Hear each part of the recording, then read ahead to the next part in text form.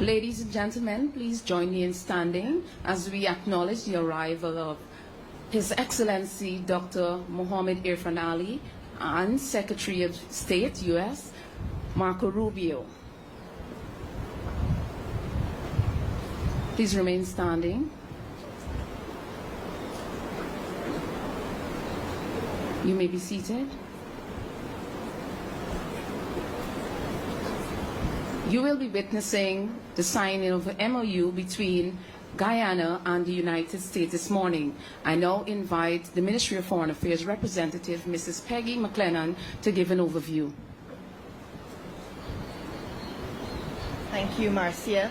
Your Excellency, Mr. President, members of Cabinet, ladies and gentlemen, today, Minister of Foreign Affairs and International Cooperation Hugh Hilton Todd and Secretary of State Marco Rubio are signing a memorandum of understanding between our two countries to deepen security cooperation and address regional challenges, including countering narcotics trafficking and transnational organized crime. Under this mechanism, Guyana and the United States will strengthen information sharing, synthetic drug detection, transnational organized crime investigations and prosecutions, and military-to-military cooperation. Thank you very much. We now have the signing between the two nations.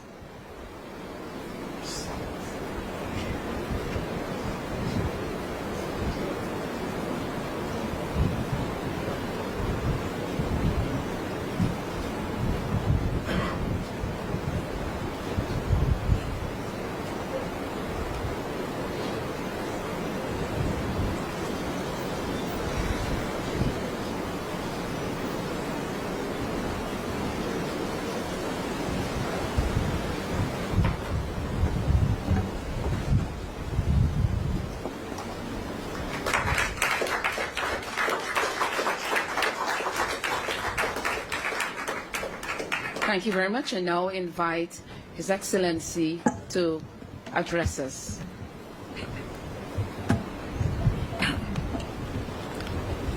Good afternoon, all.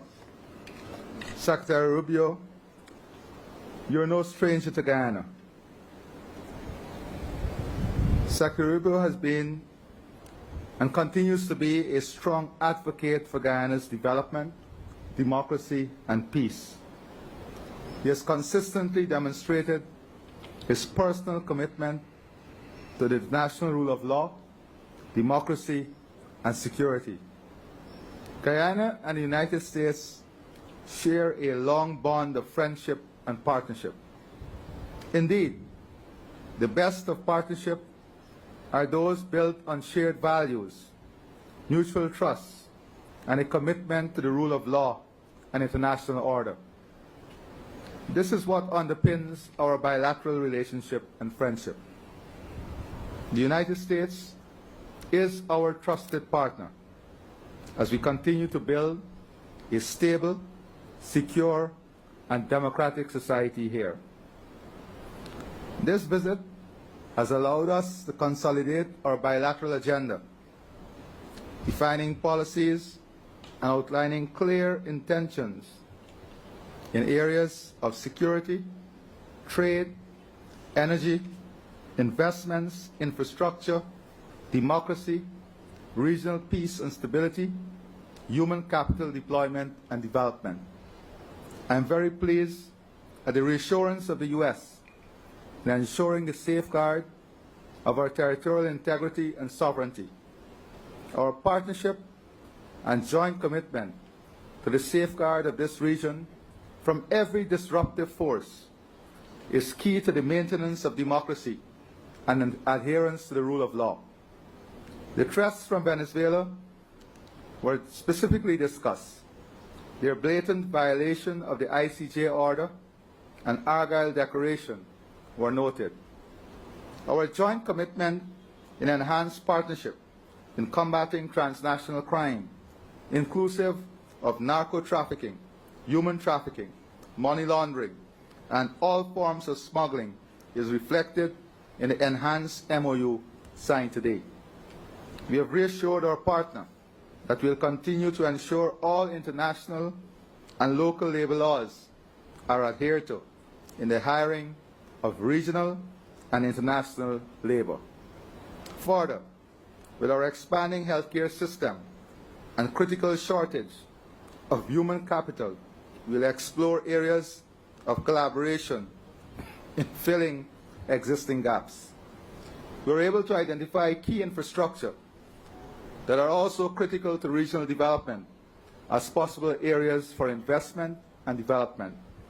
We have committed to working closely together on the deployment of our energy potential, ensuring greater integration, value creation, and regional energy security, food security, and enhanced trade through joint initiatives to remove hurdles and expand existing areas of interest is key for both countries. I'm confident that the outcome of this visit has further aligned our policy agendas, shared commitment and partnership that will see enormous benefits for our two countries and the region.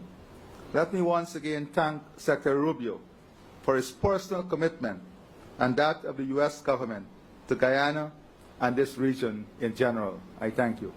Thank you. Thank you, Mr. President. And we've been working together and interacting for some time during my time in the Senate. But I told him I wanted to wait until I was Secretary of State to visit, and so here I am. And I didn't know that was going to happen, but I'm grateful for this visit and for the warm welcome we've received. And it's an exciting time to be here. I think, and to the people of Guyana, thank you for welcoming us. I hope you fully appreciate and understand this is one of the most exciting places in the world to be right now, because you have the opportunity at this moment to transform this country for generations. And we want to be your partner. We want to be your partner in making that possible. We think it's of mutual benefit to see that happen.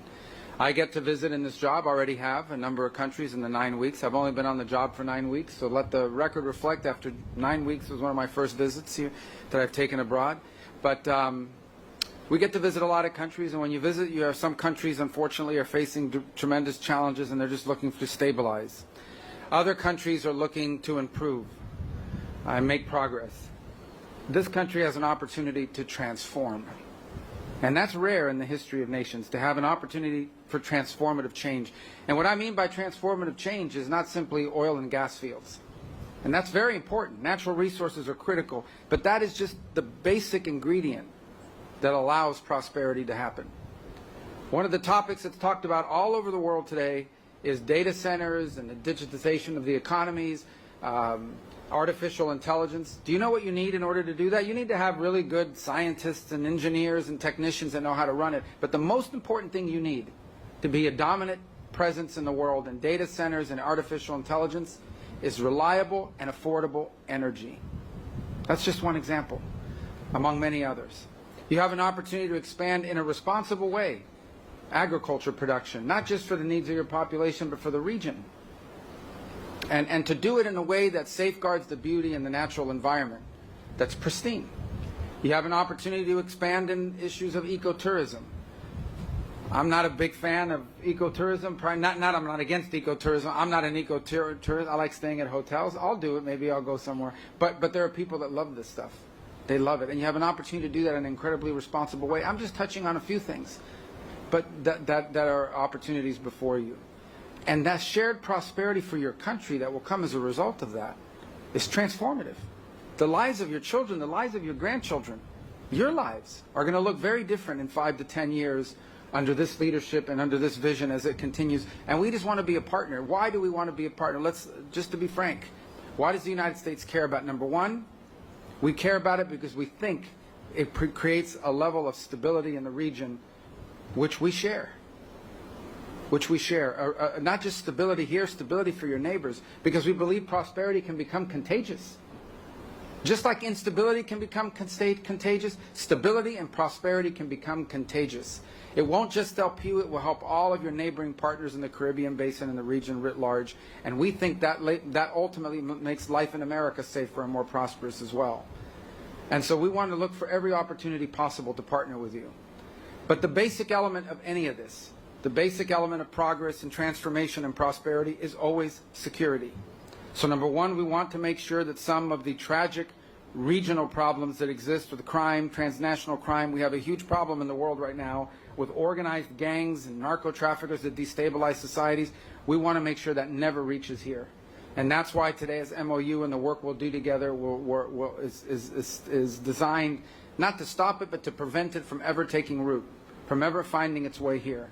Because unfortunately, sometimes crime is attracted by prosperity and targets prosperity. And the other are regional threats. The regional threats based on illegitimate territorial claims by a narco-trafficking regime. And I want to be frank, and I've said this during my time as a senator, and I have full confidence in saying it now as a Secretary of State. There will be consequences for adventurism. There will be consequences for aggressive actions. And that's why our partnership in that regard will be important. That is not what we want to be a feature of our relationship. But it is a necessity of our relationship because you have a very difficult challenge on your hands with a dictator that's making illegitimate territorial claims. And so you have our full commitment and support. Today we're demonstrating it both in tangible ways, and we're going to look for ways to make it long-term and sustainable ways, to make abundantly clear that we are invested, both as a nation and from our people, in being your partner in transformation and in prosperity. And we will not allow illegitimate territorial claims to be an impediment to your dreams and to your right to develop this country into a symbol that I hope will inspire others to follow the example you've set, Mr. President. So thank you. Thank you for the chance to be with you.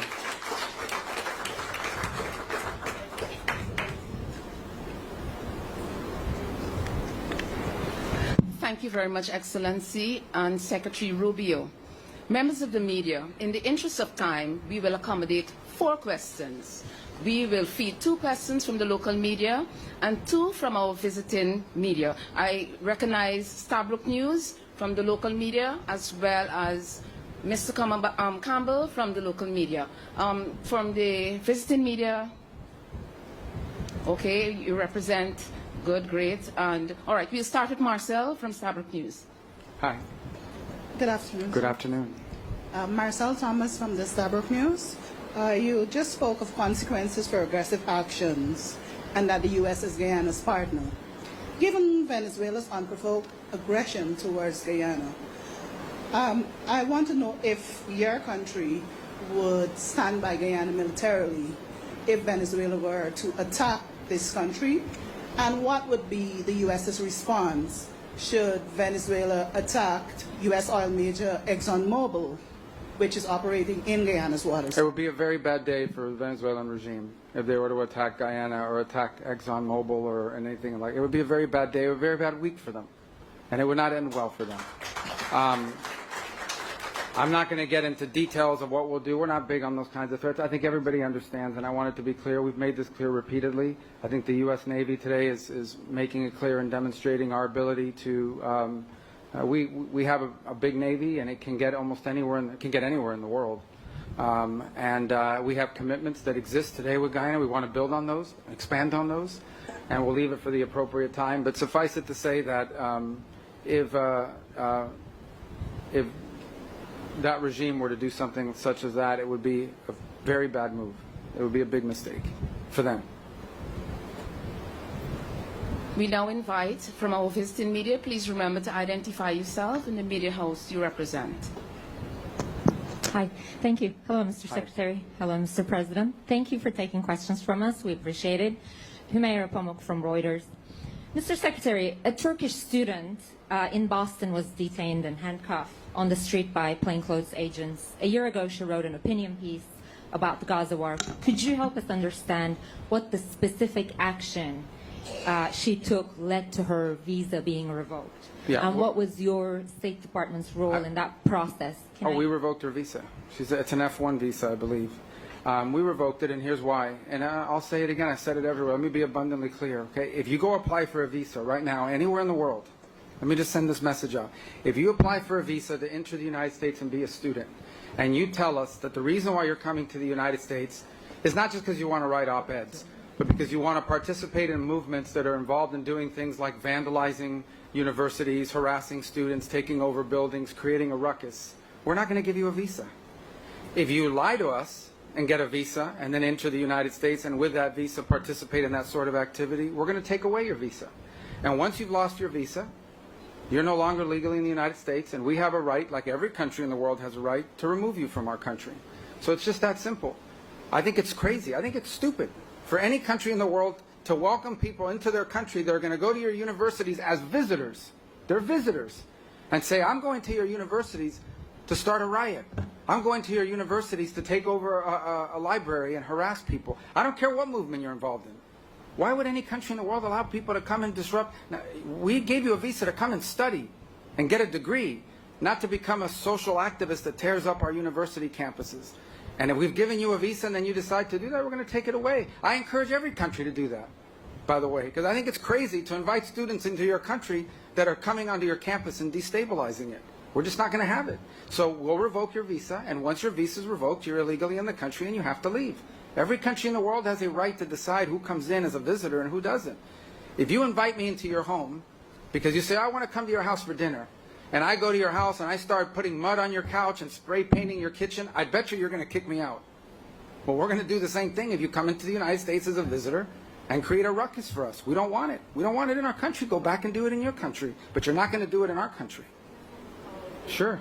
Just tell me your follow-up, and I'll tell everyone. Depending on your question, I'll answer it or not. All right, I now invite our Guyanese representative. Can I get a follow-up real quick?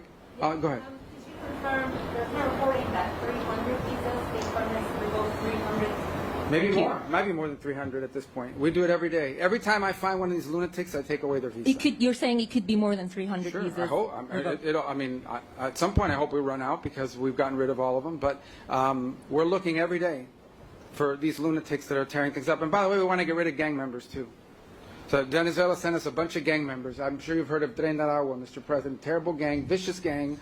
They flooded in our... Yesterday, just so everybody knows, yesterday, one of these gang members who was involved in New York City and attacking a police officer was deported back to Venezuela because they're now taking flights again, because of some strong measures we've taken.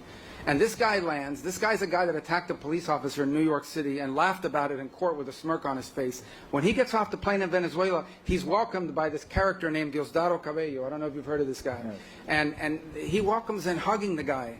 So does anybody have any doubt that these people are pushing these people into the United States to destabilize us in the region? So, yeah, we're looking for people like this, and we want to get them out of the United States. Absolutely. Thank you. We'll now feed a question from Guyana. Thank you. Kurt Campbell, Newsroom. President Ali, you've already spoken about how President Trump's tariff plans for China ships could affect regional trade. I just wanted to know if in your trade talks today, if that issue was specifically discussed for Secretary of State Rubio. I can tell you. Oh, you were asking him. I'm sorry. It's for both of you. What assurances can you give Guyana and this hemisphere in terms of stemming indirect consequences? Yes, well, look, the goal the president has in doing so is we need to have an ability to build ships in this world that don't just come from China. Okay, I think it's just dangerous to have one country in the world building all the ships.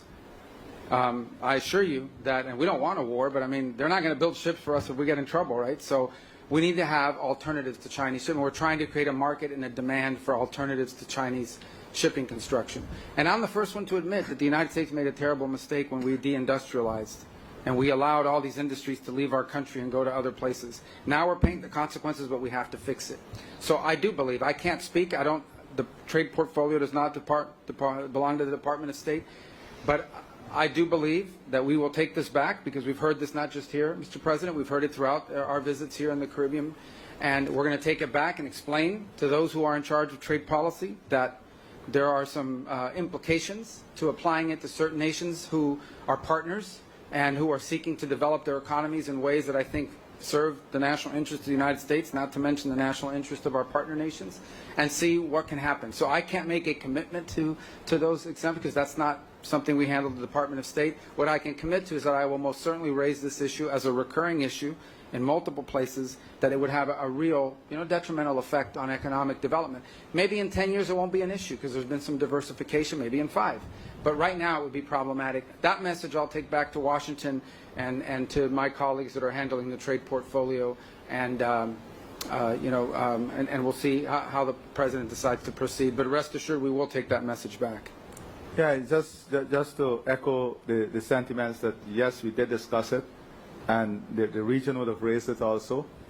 But the Secretary Rubio is, as he said, would take this back and to see whether there can be any special initiative for the region, given our specific circumstances.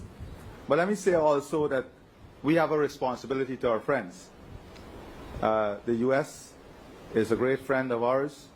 The U.S. would have made it very clear that they're ready to stand by us in our development, in our economic expansion, in our security, and in our defense. And I would say very boldly that such friends must have some different and preferential treatment, because a friend who will defend me when I need a friend to defend me must be a friend that enjoys some special place in our heart and in our country, and that will be the case. Thank you. And just quickly, illegal migration was also listed as a topic of discussion. Could you say what are the expectations from Guyana in this regard, and any discussions on third country deportation? Well, we want to work with you on that. I think that's a problem for you as well. I mean, obviously, because of the combination of your growing economy, labor needs, and your geography, you've been a place where a lot of people have come in. And I think you want it to be the right people, right? So I think if we have information that someone has entered your country who has bad intentions, we want to be able to share that with your government, because you don't want that. You don't want those, if we have information on a Trinidad gang member from Venezuela, we want to make sure that we have collaboration and we're sharing that information. If we have information that some narco trafficker is taking up shop here and has decided to try to turn this into a base of operation, which can lead to violence and warfare here, gang warfare, we want to be able to share that with you. We want to prevent these problems from happening. So from the perspective of Guyana, which is not a source country of migration to the United States per se, illegal migration, but it is a country that receives. Unfortunately, you're getting a lot of people. And not everybody that comes here, I mean, most people are probably here to work hard and so forth, but not everyone. So if we have information that someone is in your country that we know is a bad person, we want to be able to share it with you. We want to be able to share it with you very quickly. So that sort of information sharing, it has to be a cornerstone of this security agreement that we signed today and want to continue to expand upon. We will now feed our final question from our visiting media. Thank you so much. Vera Bergen-Gruen with Wall Street Journal. They're very tough. Be careful. All right. Secretary Rubio, when you and President Bukele, you mentioned Trinidad several times, when you and President Bukele negotiated the deal to transfer the U.S. deportees to his prison in Secot, did you discuss any provisions to ensure that individuals mistakenly identified as gang members would have access to legal recourse, or that they can secure their release if they are wrongly? Yeah, we have that list was carefully vetted, provided to us by Homeland Security. We have confidence in it. What we negotiated is the reality that they in El Salvador comply with all the international requirements for imprisonment.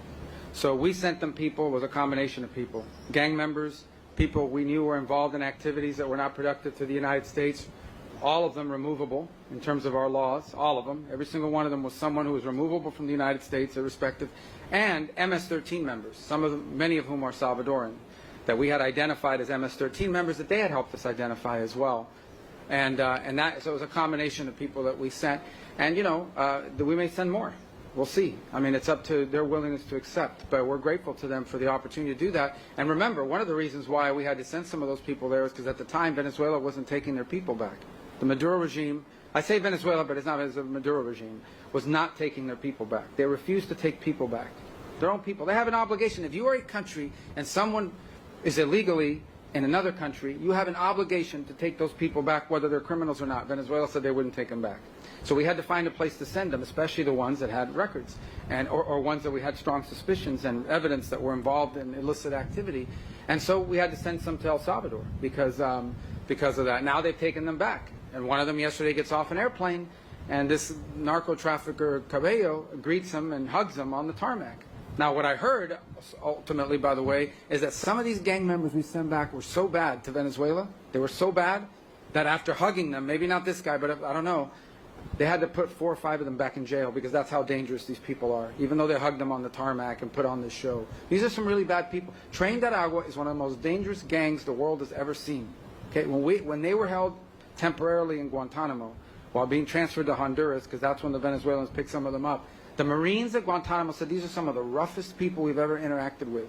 They were worse than the Al-Qaeda guys that were in their jails. Think about that. So that's who we're getting rid of, and we want to get rid of more of them. Ladies and gentlemen, members of the media, this brings the end to our media conference, and I would like to invite His Excellency and Secretary Rubio for a photo op right on the stage.